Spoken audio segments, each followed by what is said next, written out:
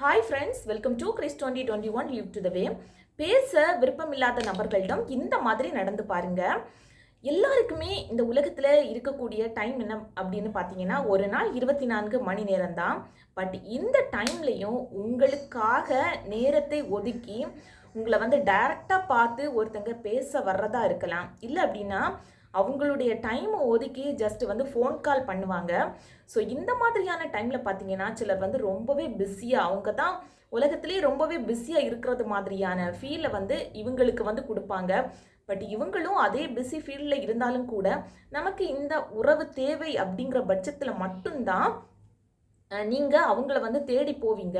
But அவங்க உங்களை neglect பண்ணிக்கிட்டே இருப்பாங்க. ஸோ இந்த மாதிரியான உறவுகளை நீங்கள் தேடி போகணுமா அப்படின்னு கேட்டால் தயவு செய்து கிடையாது. சிலர் பார்த்தீங்கன்னா, ஸோ நான் இப்போ பிஸியாக இருக்கிறேன், இன்னும் கொஞ்ச நேரம் கழித்து நான் உங்ககிட்ட பேசுகிறேன் அப்படின்னு சொல்லிக்கிட்டு அவங்களுக்கு எப்போ டைம் கிடைக்குமோ அந்த டைமில் உங்களுக்கு டைம் ஸ்பெண்ட் பண்ணலாம். சிலர் பார்த்தீங்கன்னா டைரெக்டாக போய் இருக்கும்போது அவங்களுடைய வேலைகளை எல்லாம் நிப்பாட்டி வச்சுட்டு கூட உங்ககிட்ட பேசலாம். இல்லை அவங்களே ஒர்க் பண்ணிட்டு கூட உங்களுக்கான டைமை அவங்க கொடுக்கலாம் முடியாத பட்சத்தில். சிலர் பார்த்தீங்கன்னா அதை டோட்டலாக இல்லை தேவையே கிடையாது, எதுக்காக இந்த உறவு அப்படிங்கிறது மாதிரி டோட்டலாக வேஸ்ட் பண்ணிடுவாங்க.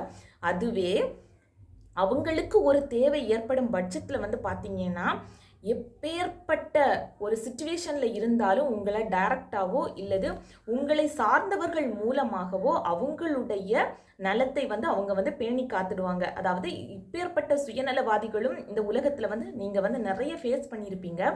கண்டிப்பாக அவங்களுடைய தேவைகளை நிறைவேற்றுறதுக்காக உங்களை கண்டிப்பாக யூஸ் பண்ணியிருப்பாங்க. உங்களையோ உங்களை சார்ந்தவர்கள் மூலமாகவோ அவங்க அதில் ரொம்பவே கரெக்டாக இருப்பாங்க.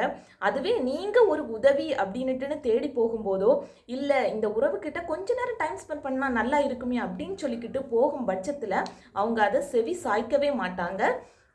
அதுக்கான டைமையும் உங்களுக்கு கொடுக்க மாட்டாங்க. ஸோ இப்பேற்பட்ட நபர்களிடமிருந்து தயவு செய்து நீங்கள் விலகி இருப்பதே ரொம்பவே சிறந்தது. நீங்கள் போய் வலிய பேசும்போது அவங்க இன்னும் முகம் சுழிச்சுக்கிட்டே இருக்கும்போது பார்த்தீங்கன்னா உங்களுக்கு கவலை அதிகமாகிக்கிட்டே இருக்கும். நான் என்ன பண்ணினேன், எதுவுமே பண்ணலையே, எதுக்காக இவங்க என்கிட்ட முகம் கொடுத்து பேசாமல் இருக்கிறாங்க அப்படிங்கிற பட்சத்தில் நீங்கள் திங்க் பண்ணுறதுக்கு ஸ்டார்ட் பண்ணிடுவீங்க. அதுக்கப்புறமா பார்த்தீங்கன்னா உங்களுக்கு மனக்கவலையும் குழப்பங்களும் அதிகரிச்சுக்கிட்டே இருக்கும். நீங்கள் நார்மலாக இருப்பீங்களா அப்படின்னு கேட்டால் கண்டிப்பாக கிடையாது. ஒரு அப்நார்மல் மூடுக்கு போயிடுவீங்க. பட் அவங்க ரொம்பவே திருப்தியாக சூப்பராக வாழ்ந்துக்கிட்டே இருப்பாங்க. பட் இந்த மாதிரியான பர்சன்ஸ் பார்த்தீங்கன்னா உண்மையான அன்பை உங்ககிட்ட தேடுறாங்களா அப்படின்னு கேட்டால் கண்டிப்பாக கிடையாது. ஒரு பொய்யான நடிப்பை, அதாவது உங்ககிட்ட இருந்து ஒரு தேவையை அவங்க எடுக்கிறதுக்காக மட்டும்தான் அவங்க உங்ககிட்ட நடிச்சுக்கிட்டு இருக்காங்க. அவங்களுக்கு உண்மையான அன்பு வேணுமா அப்படின்னு கேட்டால் கிடையவே செய்யாது. ஸோ இப்பேற்பட்ட உறவு உங்களுடைய வாழ்க்கையில் இருந்துருந்துச்சு அப்படின்னா தயவு செய்து அவர்களை விட்டு விலகியே இருங்க. கண்டிப்பாக அவங்க உங்ககிட்ட 1 or 2 டைம்ஸில் அவங்களுடைய ரியல் ஃபேஸ் அவங்க உங்ககிட்ட காமிச்சிருப்பாங்க. அதையும் மீறி இல்லை அவங்க நல்லவங்க எனக்கு இவங்க தேவை அப்படின்னு சொல்லிக்கிட்டு நீங்கள் அவங்கள ரொம்பவே நெருங்கி போக பாதிப்பு உங்களுக்கு மட்டும்தான். ஸோ எப்போதுமே இந்த மாதிரியான பர்சன்ஸ்கிட்ட இருந்து ரொம்பவே விலகி இருங்க. இல்லை அப்படின்னு பார்த்தீங்கன்னா ரொம்பவே கவனமாக இருங்க. அதுதாங்க உங்களை பாதுகாக்கிறதுக்கு ரொம்பவே ஹெல்ப்ஃபுல்லாக இருக்கும்.